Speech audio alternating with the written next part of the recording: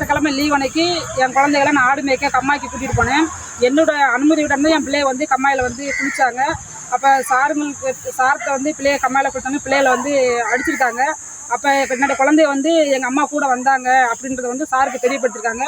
யார் போனாலும் போகக்கூடாது அப்படின்னு சொல்லி என் பிள்ளைகளை வந்து தலையில் மணிக்கட்டுக்கிட்ட இன்னொரு சின்ன பையனுக்கு இன்னொரு பையனுக்கு வந்து பின்னாடி தடுப்பு விடுற மாதிரி வந்து சார் வந்து அடிச்சிருக்காங்க. அதுக்கப்புறம் பிள்ளைங்க படிக்கலை அப்படின்னா செருப்பு காலோட பிள்ளைகளை வந்து எத்தி அடி வாங்கியிருக்காங்க. அதுவும் இன்னைக்கு கேட்குறப்ப தான் வந்து பிள்ளைங்க வந்து சொல்கிறாங்க, படிக்கலை அப்படின்னா ஒரு குழந்தைகளை வந்து அடிக்கிற விதமாக தான் அடிக்கணும், செருப்பு காலத்தை அடிக்கிறது இதெல்லாம் வந்து முறையில். கவர்மெண்ட்லேருந்து நடவடிக்கை எடுங்க, நாங்கள் வந்து இது வந்து ஒரு கோரிக்கையாக வைக்கிறோம்.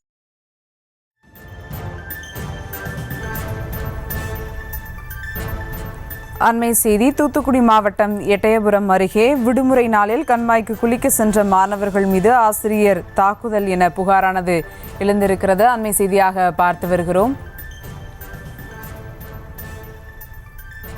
இது குறித்த மேலும் விவரங்களுடைய இணைகிறார் செய்தியாளர் ராமமூர்த்தி. வணக்கம் ராமமூர்த்தி, விவரங்கள். வணக்கம். தூத்துக்குடி மாவட்டம் எட்டயாபுரம் அருகே மேலநம்பியபுரம் கிராமத்தில் அரசு நடுநிலைப் பள்ளி செயல்பட்டு வருகிறது. இந்த பள்ளியில் 45 மாணவ மாணவிகள் படித்து வருகின்றனர். 3 ஆசிரியர்கள் பணியாற்றி வருகின்றனர். இந்நிலையில் அந்த பள்ளியில் பணியாற்றி வரும் ராதாகிருஷ்ணன் என்ற ஆசிரியர் விடுமுறை தினங்களில் தங்களது பெற்றோர்களுடன் கம்மாய்க்கு குளிக்க சென்ற 7 மாணவர்களை அடித்ததாக மாணவர்களின் பெற்றோர்கள் குற்றம் சாட்டியுள்ளனர்.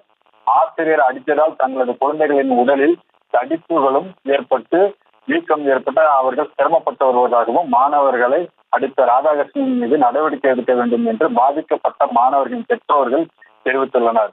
பெற்றோர்களின் குற்றச்சாட்டினை தொடர்ந்து கல்வித்துறை அதிகாரிகள் பள்ளி மாணவர்களிடம் விசாரணை நடத்தி வருகின்றனர். இப்பிரச்சனை குறித்து அப்பள்ளியின் மேலாண்மை குழு தலைவர் ராதிகா கூறும் போது, பெற்றோர்களுடன் கம்மாயில் குளிக்க சென்ற என்னுடைய குழந்தைகள் உட்பட 7 மாணவர்களை ஆசிரியர் ராதாகிருஷ்ணன் கடுமையாக தாக்கியுள்ளார்.